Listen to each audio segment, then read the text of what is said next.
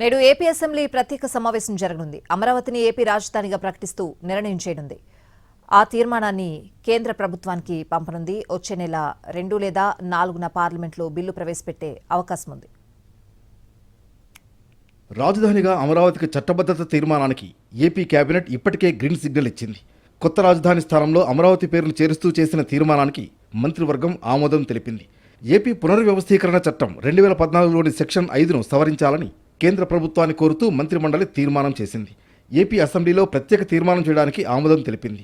ఈ సవరణ ప్రతిపాదనల కింద సెక్షన్ 5లోని సబ్సెక్షన్ 2లో అమరావతి అనే పదం ఉన్న చోట ఎట్ అమరావతి చేర్చాలని, సెక్షన్ 5 వివరణకు గాను అమరావతి అంటే ఏపీ రాజధాని ప్రాంత అభివృద్ధి ప్రాధికార సంస్థ చట్టం 2014 కింద నోటిఫై చేసిన రాజధాని నగర ప్రాంతాలు కలిసుంటాయి అనేదాన్ని చేర్చాలనే తీర్మానానికి కేబినెట్ అంగీకారం తెలిపింది.